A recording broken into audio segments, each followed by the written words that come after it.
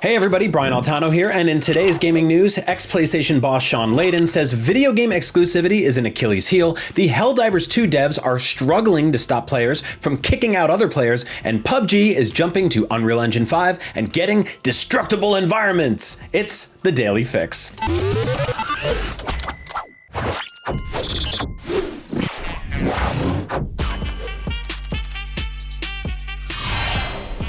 Exclusive games and the potential death of them have suddenly become one of the hottest topics of 2024, between Xbox bringing some of their once exclusive titles over to rival consoles, PlayStation and Switch, and PlayStation getting a huge win from launching Helldivers on PS5 and PC on the same day. It seems like the rules around exclusivity are evolving constantly, and now former president and CEO of Sony Interactive Entertainment America, Shawn Leydon, has some choice words on the subject as well. In an interview with VentureBeat, Leydon said, "When a video game's cost exceed 200 million, exclusivity is your Achilles heel. It reduces your addressable market," Leydon continued, before citing the success of Arrowhead's Helldivers 2, which launched on PlayStation 5 and PC, to explosive success. Particularly when you're in the world of live service gaming or free-to-play, another platform is just another way of opening the funnel, getting more people in a free-to-play world. As we know, 95% of those people will never spend a nickel. The business is all about conversion. You have to improve your odds by cracking the funnel open.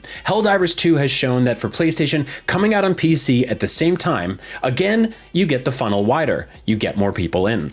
Now, it's no secret that AAA game development costs have ballooned out of control this generation, with many saying the rising costs of game dev could prove to become unstable. Just a few weeks ago, I told you about layoffs at multiple PlayStation studios, including Insomniac Games, despite last fall's Spider-Man 2 reportedly becoming the fastest selling PlayStation game of all time. Spider-Man 2 development costs ran $30 million over the original $270 million budget, and ultimately needed to sell 7.2 million copies to break even. The latest sales figures suggest Spider-Man 2 has now veered into profitable territory, although Sony has yet to confirm that itself.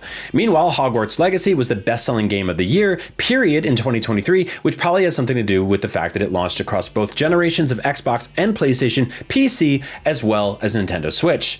Leydon also said single-player games have a similar audience consideration as multiplayer games, though not exactly the same. For single-player games, it's not the same exigency, he said, but you're spending $250 million, you want to be able to sell it to as many people as possible, even if it's just 10% more. Now, Leydon isn't in charge of PlayStation anymore, but at this rate, it's not hard to imagine a future where PlayStation doesn't launch their games day and date on PS5 and PC. Spider-Man coming to Xbox may seem less likely, but hey, crazier things have happened. So what do you think? What's the future of console exclusivity look like? And will you even buy the next PlayStation and Xbox consoles if exclusive games go away? Let me know in the comments below. Speaking of games that launched on console and PC on the same day, Helldivers 2 continues to be a massive hit, but with mo monies comes mo problems. I think that's how the phrase goes. Now that the server issues for Helldivers 2 seem to be solved, the developers have moved on to a new dilemma, and this one seems way harder to fix. As IGN reported last month, some Helldivers 2 players are kicking their teammates before games even get going because they're not bringing so-called meta builds to the party. Now, this has been a problem with Helldivers ever since it came out, particularly on higher difficulties, so nothing new there. Ironically, the developers said they never plan to add PvP combat because aside from balancing issues, they want to reduce toxic elements from the community, and yet here we are.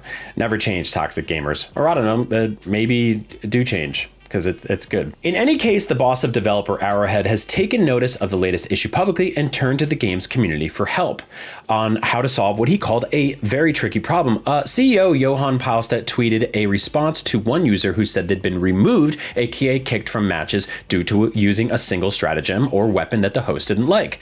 This is so Paulstedt said. Also, very hard to solve. We have some ideas, but no conclusion. You know what? Let's try this, Hivemind. Do you have a design suggestion for how to improve this experience?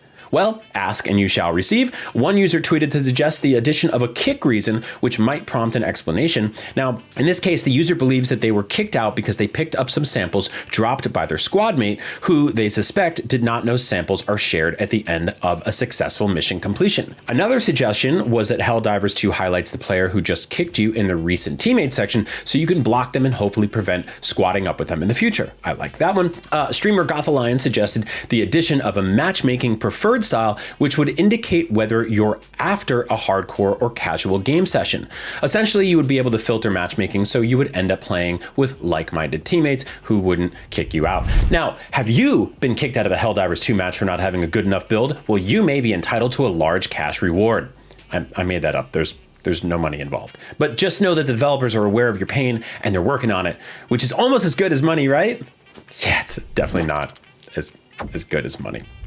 And finally, the immensely popular game PUBG is getting some significant new features and mechanics for people who like to blow stuff up and break things, which really should be all of you. All of you should enjoy that. The free-to-play Battle Royale, which remains one of the most played games across console and PC 6 years after launch, is getting destructible environments, a move to Unreal Engine 5, user-generated content, and more over the course of this year. Developer Krafton also revealed new collaborations, improvements to matchmaking, and the promise of increased anti-cheat measures. Krafton said players will be able to strategically destroy sections of buildings or build defensive barriers, which in turn would open new attack routes or secure areas. The idea is that destructible environments will add a dynamic new layer of strategy and tactics to the game. Now, expect a preview in April updates with improvements to follow after that. Krafton also plans gunplay updates to release every 2 months as part of a drive to foster a stable ecosystem and provide a greater diversity of choices to players. Players can test weapons in the arcade's gunplay labs ahead of their launch properly.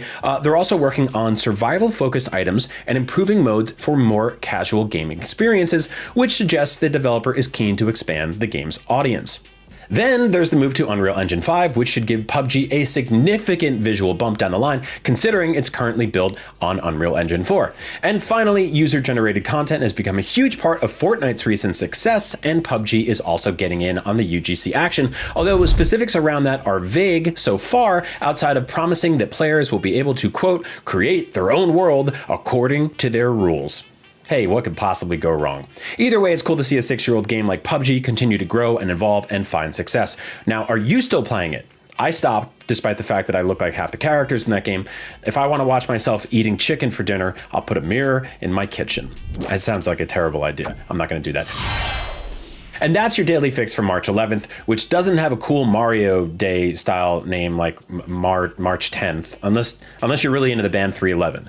And if you are, then go watch their videos. But if you missed out on all the Mario Day announcements yesterday, go check out IGN's YouTube to catch up. I'm personally super excited for that Paper Mario: The Thousand Year Door remake. Thanks for watching the show today. I'm Brian Altano. I hope you have a great day. And for all your gaming news, stay tuned to IGN.